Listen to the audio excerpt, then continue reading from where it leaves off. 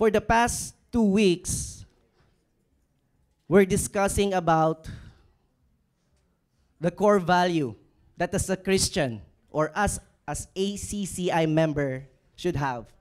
That what would be imprinted, what should be imprinted in our lifestyle. Sabi nga ni Pastor Bea, imprinted in our DNA. Right? That when people see us outside, what will be the things that they can say or they can describe when they see us as a Christian or as an ACCI member. So I believe that we have learned a lot from the past 2 weeks. And I hope and pray that you have done already actions from the things that we have learned from the past 2 weeks. Sino na po dito yung may ginawa ng pagbabago after hearing those 2 preachings? Can I see hands? Di ba? To be honest with you, even me and Precious, we have been moved greatly with those 2 preachings. And if everyone is really listening to the past 2 preaching, ito na naman po ako. Please ready my water. Okay.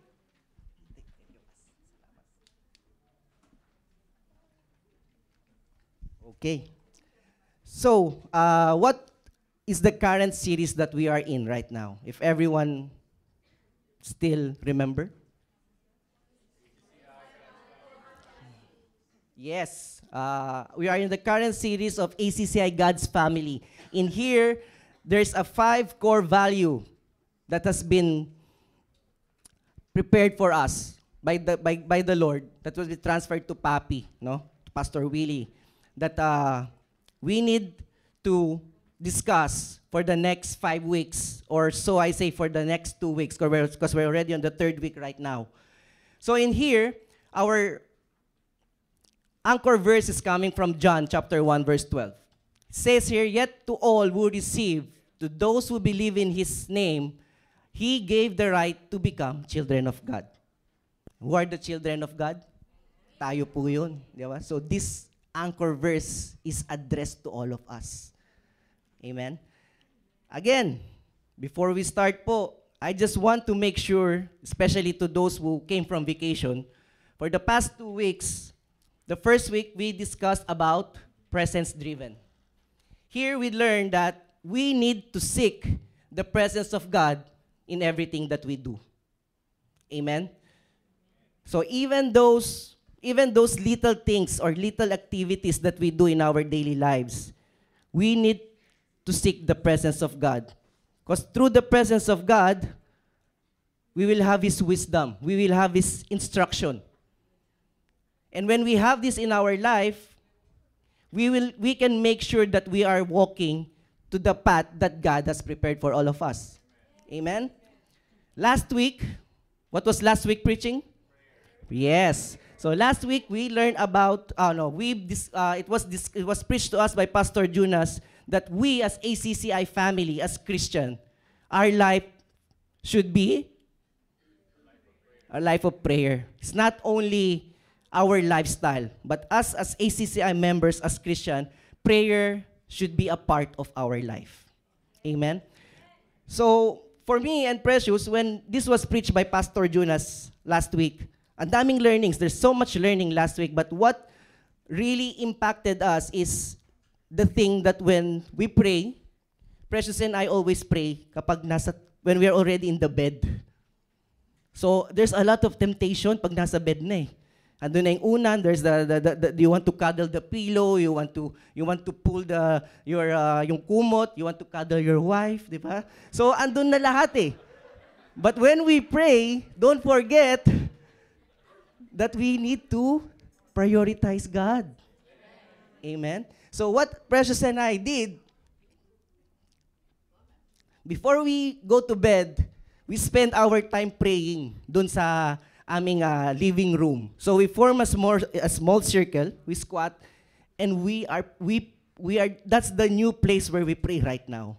And we find the big difference. We can really focus, we can really utter our prayer to God. without any distraction.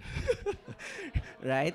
So, I just pray that each and every one will have something to carry outside this place, each and every after preaching. Don't let learning stay on this place. The preaching and the Word of God is meant to transform our lives. So if we just keep it here, it is void. Diba? So make sure, let's tell ourselves that each and every preaching, I need to have something to take away that I need to apply in my life. Amen? And as I meditate, no, when Papi sent us the email about our topic, our series, as I meditate on the 5 core value, it's just something that I noticed, and I believe that Papi arranged this in a way that one cannot work without the others. It is arranged chronologically, if you notice it. That you can then jump to the second or to the third one without mastering the core value before it. What I'm trying to say is, we started the series with God's presence. If we notice, prioritizing God's presence in our lives, a prayerful lifestyle will flow naturally. Amen? Because how can we pray if there's no presence of God? Kanyo tayo makipag-usap? Sa kisame or of course not. So we need the presence of God when we pray. Right? So before we have a prayerful life, we first need to seek God's presence. Amen? And after having a prayerful lifestyle, a life that is set apart will come.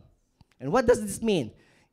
A life that is self-apart is characterized by purity of heart, obedience to His word, and conformity to Christ-likeness.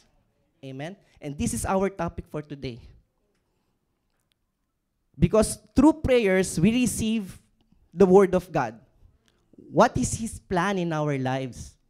And His plan in our life has a full scope that what we have to learn today. But let me move forward to what I'm trying to say here. So after a life walking in holiness, our life will be transformed and we will be fully capable of nurturing relationship within the family. Amen? So family-oriented will be there. And that is the body of Christ. Tayo po yun ngayon. We cannot be part of the body of Christ if we don't have the presence of God, if we don't know how to talk to Him, and if we don't have the discipline that comes from holiness. Amen? So after having this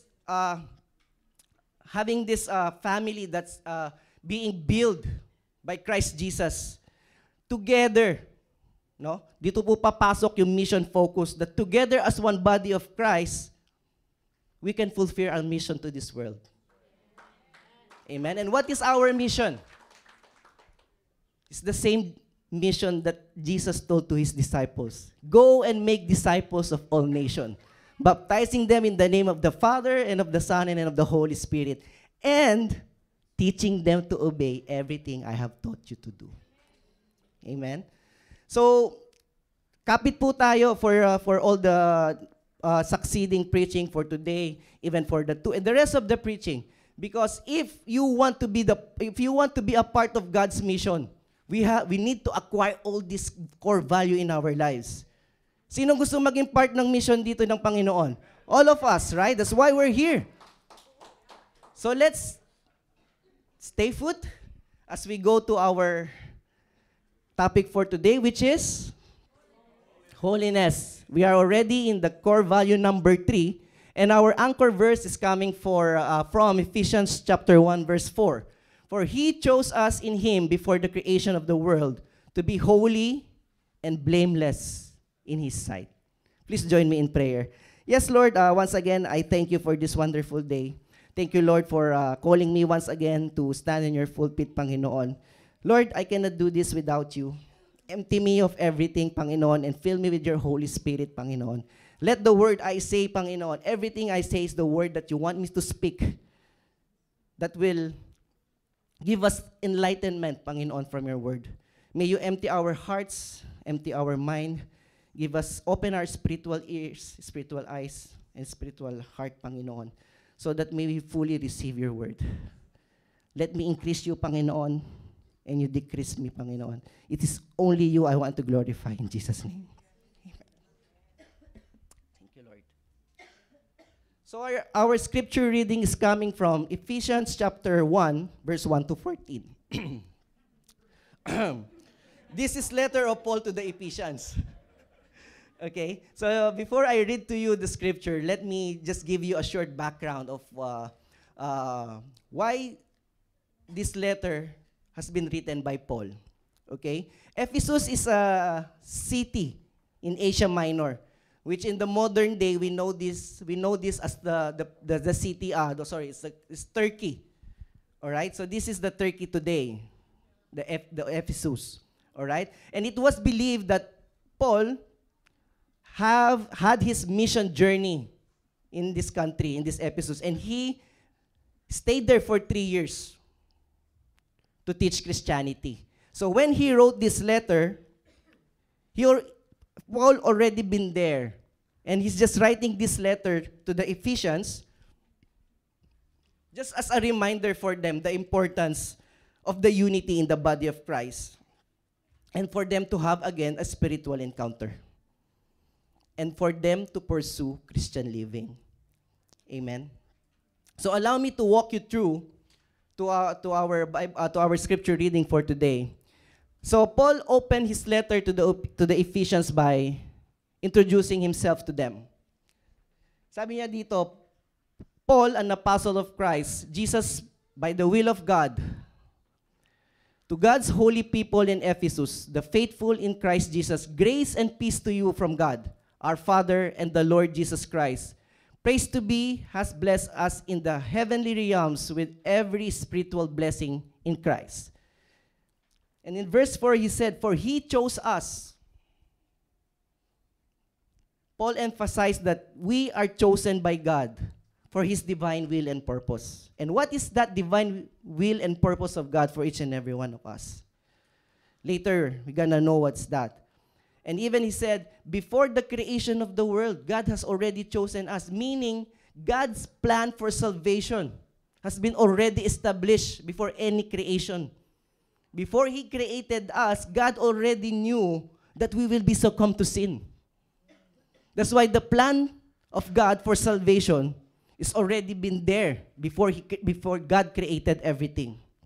And what is his will and purpose is for us to be holy and blameless in his sight. Amen? God chose us for a transformational purpose. Hindi lang niya tayo ginawa just to take care of his creation. Keep in mind that God created us with his own image and likeness. Diba? So, we know that God initially made each and every one of us very important into his eyes. Amen? And in the next verse 6 and 7, 5, you'll notice here that in between verse 4 and 5, there is a word in love. In love is separated from verse 4 with a period, and it is separated in verse 5 as a verse. Because verse 4 and 5, God did this because of love for all of us. Amen? That God chose us to be set apart from all the creation, and he predestined us from the adoption of his sonship. And that is through Jesus Christ. And God did this all because of love. Amen? In verse 6 and 7, here Paul is just simply telling us about Jesus Christ is the gift of God to all of us for our salvation, for the redemption of our sins. All right? So let's continue reading. 8 and 9. That he lavished on us with all wisdom and understanding. He made known to us the mystery of his will according to his good pleasure, which he purposed in Christ. That is the divine salvation po. All right? In verse 9, Paul is telling into his letter to the Ephesians that the mystery of his will is the divine plan of salvation, which was previously hidden, but now became known through Jesus Christ. In verse 10, said here, Paul, to be put into the effect when the time reached their fulfillment. Repeat that with me. When the time reached their fulfillment. To bring unity to all things in heaven and on earth. Here, it's just, again, a reminder for all of us that God has His own timetable. We are all waiting for the second coming, right? And most of the signs are already here. And Paul is simply telling us here about God's coming back to save us, to judge the living and the dead, right? But here, sinasabi ni Paul that God has His own sovereign time and schedule. So we just have to be prepared anytime. Amen? And I believe in my heart that this is the right place and this is the right life that everyone should do. Everyone should prepare. So that when Jesus comes back, we will be proud and we are ready to face Him while He say, well done, my good and faithful servant. Amen? Because Jesus Christ is the ultimate guide for each and every one of us. So let's move forward. In verse 11 and 12, Paul said, in Him we were also chosen, having been predestined, according to the plan of will, who works out everything in conformity with the purpose of His will. This is just simply saying that God is carrying out His plan. God is carrying out His plan and the ultimate purpose of glorifying Him through our lives. Whatever we do in the name of Jesus gives back glory to God. Amen? In 13 and 14, and you also were included in Christ when you heard the message of truth, the gospel of your salvation. When you believe, you were marked in Him with the seal, the promise of the Holy Spirit. Amen?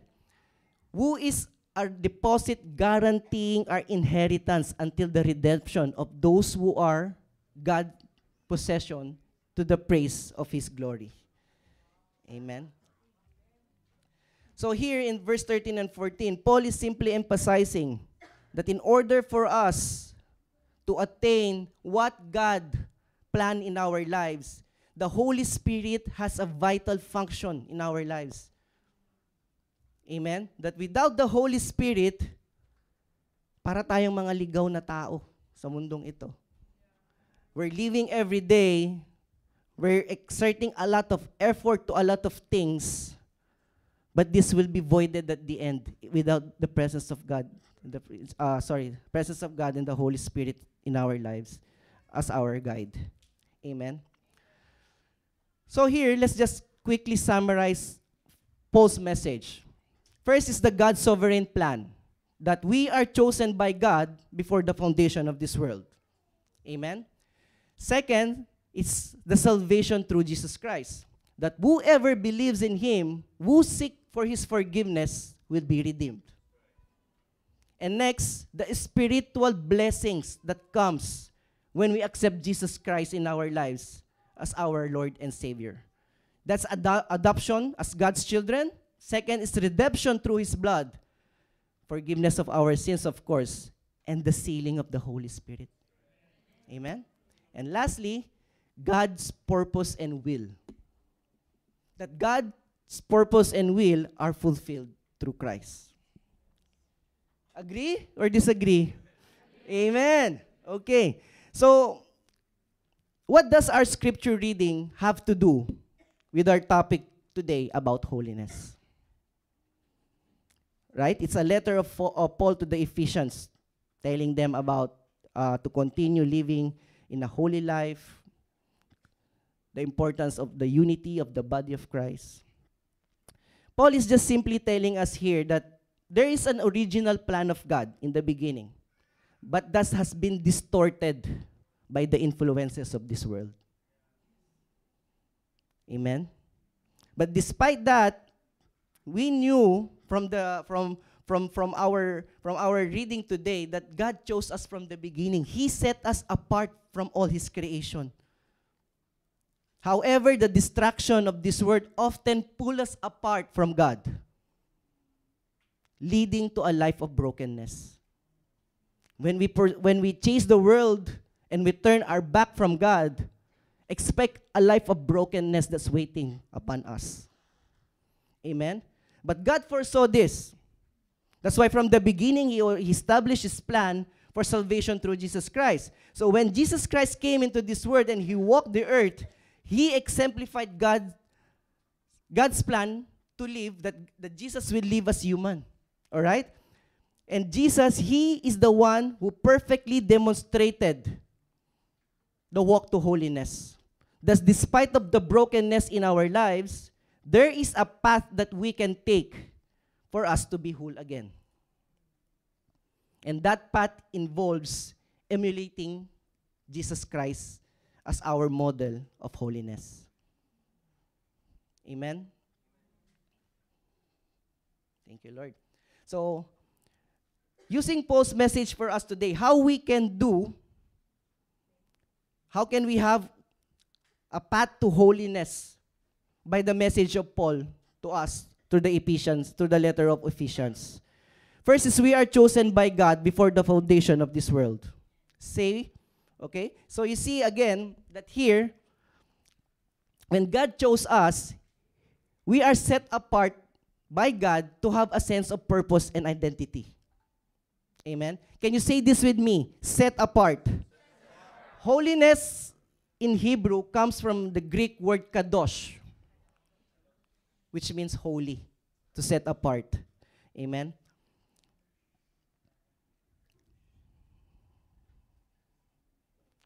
Here, it is known as a central of understanding God's nature, of His expectations for His people. God's expectation from me and you. Sabi mo sa katabi mo, that is God's expectation from you. God wants us to be holy. Amen? So here, as ACCI family members, as Christians, we must acquire an identity that involves living in a manner that reflects God's character and values rather than conforming to the pattern of this world. Amen? And that identity includes that as ACCI family member, we will be men and women of honesty, consistency, and integrity in everything that we do. Amen? And our purpose should prioritize spiritual growth and service to God and others.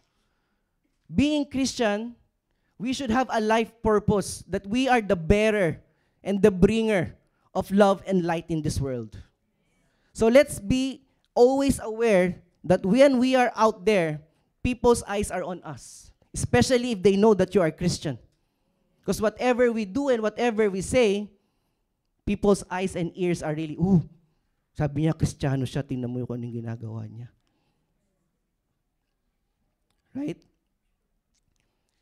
In Romans 12 verse 2, it says, "Do not conform to the pattern of this world, but transform by the renewing of your mind. Then you will be able to test and approve what God's will is, His good, pleasing, and perfect will." Hallelujah. Next is Christ's redemption. What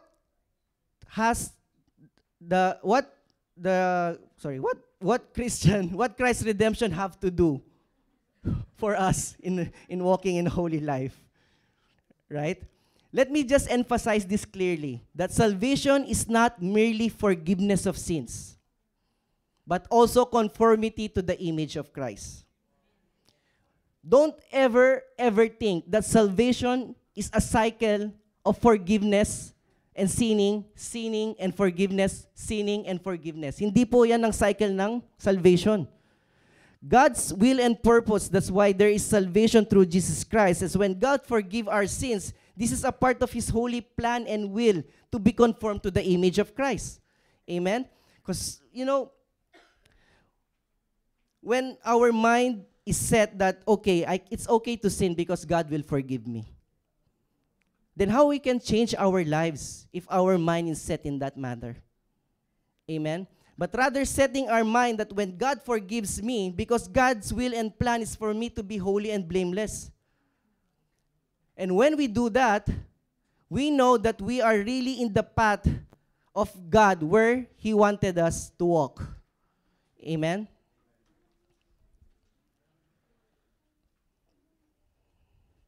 Remember what Jesus said to the adulterous woman.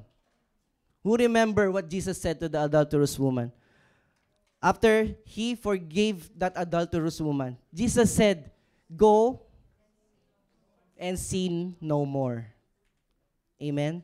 So when Jesus forgive our sins, He want us to move forward and forget about sinning. Amen?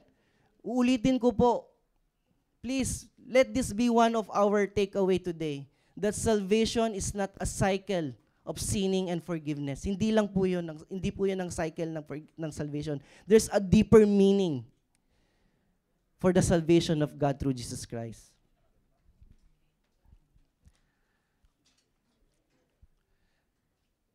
So as ACCI family,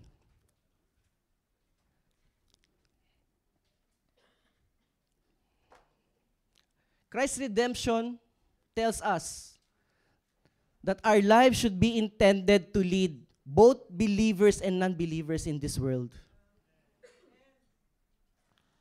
To lead them not to fall on that dark lives, but to lead them to where the light is, the light of Jesus Christ, the light of God. Amen? So believers like us should be a great example out there.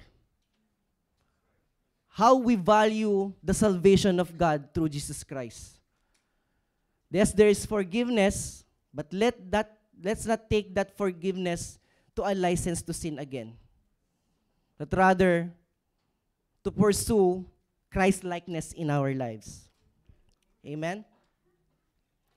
It says in Romans 8 verse 29, "For those God foreknew, He also predestined to be conformed to the image of His Son, that He might be the firstborn among many brothers and sisters." The next one is the gift of the Holy Spirit. This one is very obvious because we know that the Holy Spirit has a vital function, has a vital part in our lives as Christian. Amen? The importance of the Holy Spirit is to lead us into holy life. That the Holy Spirit we should allow the Holy Spirit to work within us, to transform our characters and to conform us to the image of Christ. So as ACCI family, as Christian, the fruit of the Spirit must always be visible in our lives, including love, joy, peace, patience, kindness, goodness, faithfulness, gentleness, and self-control. If you will notice here, as Papi emphasized this before, the word fruit there is a plural. It's a singular and not plural. So this fruit of the character should go all together. Hindi siya multiple choice po, napipili lang tayo kung ano yung kaya nating gawin at gusto nating gawin. So all of this fruit of the Holy Spirit should be visible in our lives as Christian. Hindi pwedeng gusto mong maging kind ngayon pero ano lang, panandalian lang, but you don't want to embrace giving. You don't want to embrace the goodness. Hindi po pwedeng mamili. This is a full package that the Holy Spirit want us to have in our lives. Amen? In Galatians 5:16, "So I say, walk by the Spirit, and you will not gratify the desires of this earth." Of the flesh, sorry. Next is God's purpose and will are fulfilled through Christ. Christ served as the ultimate exemplar of holiness. And through Him, we were able to see how to live purposeful life that brings glory to God. Amen? Being Jesus as our example, we know that Jesus is the perfect illustration of the word itself, perfect. Because through His life, Jesus Christ demonstrated that He had walked in full holiness when He was still living here on earth. Amen? So when we say we should walk in holiness, God doesn't expect us to be perfect. Because only Jesus Christ is perfect. But we should imitate Christ's character in order for us to achieve a holy life. Amen? There will be times that even though how hard you determine yourself to free from sin, you know, the word is just powerful. That the temptation is everywhere around us every day. That's why we need the presence of God. We need to be prayerful at the same time. So when we get out of our house, baon na po natin, we already have with us what we need to have that day to be victorious. Amen? And also, Jesus Christ, His illustration, the way Jesus Christ saw the Ten Commandments is very important for us Christians to know. Amen? Because for Jesus Christ, when He defined the Ten Commandments, if you read the book of John and Matthew, Jesus had explained there many times what is Ten Commandments in His eyes. Ano ba yung ibig sabihin ng Ten Commandments? So let me just tell you some of the Ten Commandments through the eyes of Jesus Christ. The command that you shall not murder. Alam po natin lahat yan, di ba? Before, we often believe that as long as we refrain from physically taking someone else's life, we are already fulfilling this command. But Jesus said in 1 John 3:15 that harboring hatred towards others equates murder in our hearts. So, ang ibig sabihin po nito, when we have grudge or anger in our heart towards a person, that's already equate murder. Especially, yung nakikita pa lang yung tao nang gagalaiti ka na. Nakangiti ka pero you're cursing him in your heart. That's already murder in the eyes of Jesus Christ. Next is, you shall not commit adultery. Ito po, we may think that avoiding physical act of infidelity, this adultery already is out. We are already out of this sin. But Jesus clarified in Matthew 5:28 that even lasting after someone in our hearts constitutes adultery already. Parang ang hirap naman ng command na yan. Paano kung you're just appreciating God's but take note, sabi dito ni Jesus, when we allow lust to enter into our mind, that's no longer an appreciation. That's already a sin. Amen? O, mag-ingat kung saan tayo tumitingin, ha? Na mga lalaki. Okay? Careful. Make sure that when you see a pretty creation, make sure that you're just appreciating it. Okay? Good ladies. For ladies also, pag nakikita nyo yung mga gwapong mga ACCI members, di ba? Should be, right? Praise the Lord. Okay, next. You shall not make idols. Okay, give me back your attention, please. This is one of the very important thing. You shall not make idols. While we may believe that avoiding physical idols absolves us from this commandment, but Jesus emphasized in Matthew 6:24 that we cannot serve both money and God at the same time. We cannot serve two masters at the same time. Whoever and whatever you have in your life right now that's taking you away from God is called idolatry na po yan. Because what Jesus said, that God should be at the top of the priority in our heart. He should be in our heart. The most, kung meron tayong Burj Khalifa in our heart, He should be on that tower. Siya dapat ang pinakamataas sa ating puso. This is quite sometimes difficult to understand that, okay, I love more my wife and my family. I love more my job. I love more whatever I have assets right now in my life. But I don't pray to saints in the church. Hindi ako nagpupunas ng mga panyo sa kanilang mga paanan. But through the eyes of Jesus Christ, this is already idolatry, my brothers and sisters. So we need to reassess our heart right now. Who is the priority of your life? Who is the priority of our life? If God is not there, then you need to have a reassessment. You need to acquire more words of coming from from God, because this will give us a renewal of mind and a transformation of heart.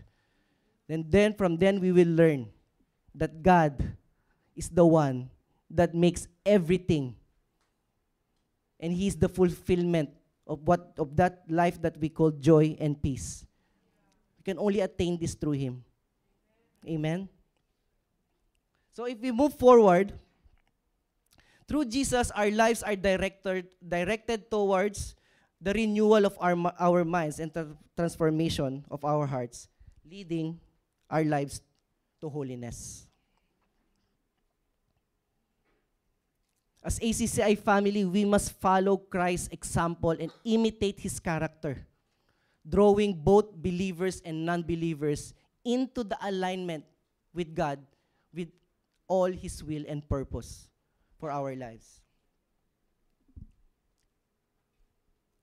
In Colossians 3:17 it says, "And whatever you do, whether in word or deed, do it all in the name of the Lord, giving thanks to God the Father through Him."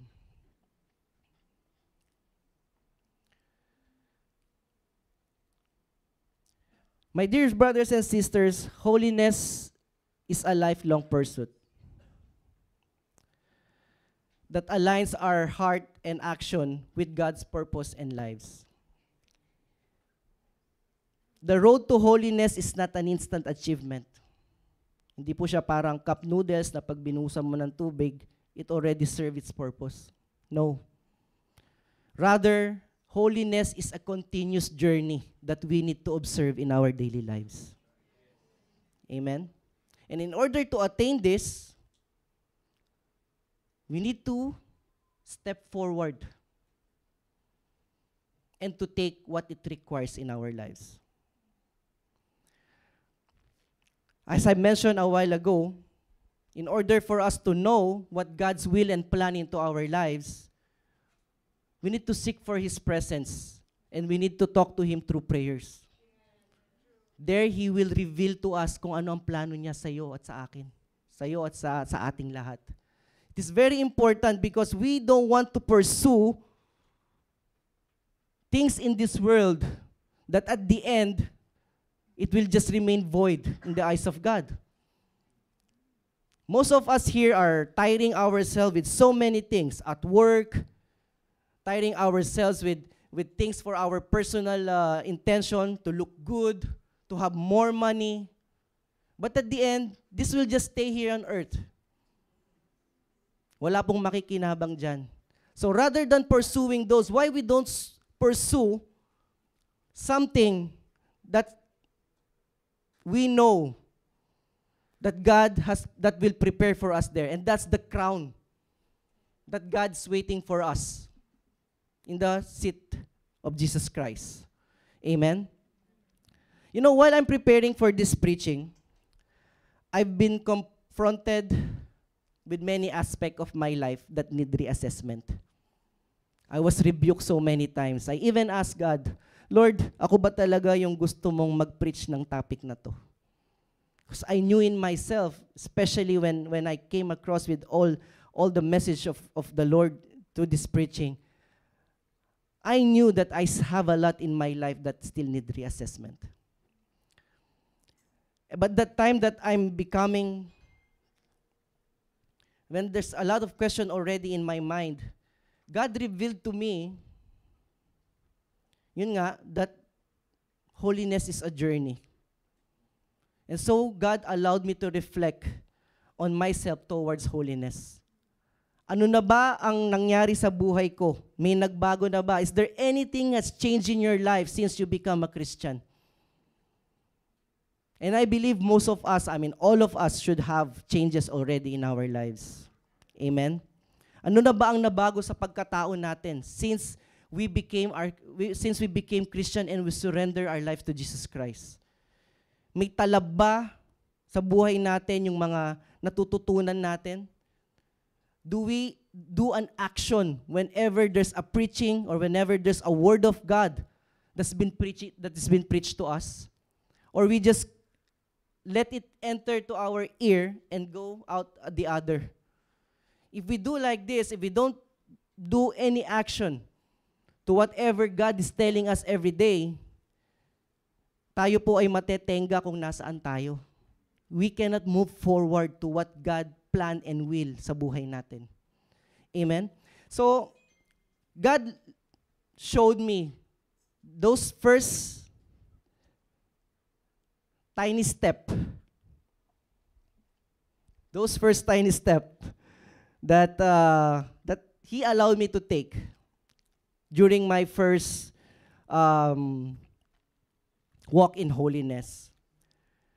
He let me see that before, cursing is part of my speech. Before I start a word and before I finish a sentence, andun lagi po yung cursing is always part of it. Vulgar word is just part of my normal speech, which I don't care before. Dirty thoughts, drinking and vices, and enjoying bad company, and even lying. Ito po yung mga ni-reveal sa akin ni God while doing this preaching. Before we know that white lies is not even, is already accountable as lying. But believe me, just the other day, I encountered something saying small white lies. Because the enemy will really try to blind us in order for us to fall into temptation, fall into sin. So when I look back and seeing all these things that God has reminded me, I can say truly right now, God is the witness that cursing is no longer part of my speech. And looking at and whenever the things that the temptation is trying to call me when it comes to lying, bad company, and drinking, ito po ay wala nang effect sa akin. And I praise God for this. It's not me who did this, but it's God who is moving in our life. But then again, I want to emphasize that these are just tiny steps that we have to take. Because renewal should come inwardly in our heart. Holiness should be inwardly. That will manifest strongly, outwardly later on. Tulad nga na sabi ni Brother Mags kanina, hindi pwede ang kabutihan ay pagpapakitang tao lamang. Because if this is not really the thing that's running in your heart, you cannot retain a life which is glorifying to God. Lalabas at lalabas po kung ano talaga yung nasa puso natin. But if we really keep the word of God and we obey and we try our best to keep His word always in our heart every day, believe me, those little steps, hindi po natin namamalayan, we're already hopping towards holiness in our lives. May I just share that I have a partner in crime when I was succumbed to all of this sin. Nagsawa na lang po siya nang kaka-invite sa akin uminom. But I do and praise God that my partners in crime is now my partner in Christ. Brother Chris is siya po ang aking kasamahan sa lahat ng kalokohang ito. Okay? So, if you cannot beat them, join them, but to glorify God. Amen? And I praise and thank God that Brother Chris, not only him, he brought his entire family. It's been with us for 5 years now in counting. Thank you, Lord. And you know, we know that we are walking in holiness when people are being transformed just by seeing how we live our lives. Hindi na po natin kailangan ng effort because it will come out, manifest outwardly strongly kapag nandun po ang Panginoon sa ating buhay. In closing, what set us apart from God is sin. Lagi po natin tatandaan yan. Sin took us away from God and God wants you back. Amen? But we need to make a choice. Are we for the world or are we for God? Amen? That is the thing that we need to take a step forward every day, as holiness is a lifetime journey. You might find yourself still entangled with the sin that been like always in our life right now. Parang hirap iwanan ng kasalanan na yon. But let me tell you that where we are right now on those sinful life, on a simple part of our life, that is not our limitation. Amen? Meron po tayong tinatawag na we need a word from God. And when we need a word from God, we just need to obey. Because whatever God say to us, it will not remain void. It will not come back to Him void. Amen? So we need to obey and we need to realize what God wants us to do. Because when God says so, it will happen. And the entire of His creation will support it. And lastly, beside Christ, who are the people or who else can guide us to walk to our holiness? That is our church family po. And I praise and thank God that even at home, I have a guide to walk in holiness. Andun po lagi si Precious for me to show me exactly. She's just really a blessing po sa buhay namin ni Elias. Thank you, Lord. And I glorify God for that. Ano pang gusto sabihin? Okay, so let me just run this quickly as a challenge. Let's always remember the greatest example of the person who walk in holiness, and that is Christ. C for Christ is commit.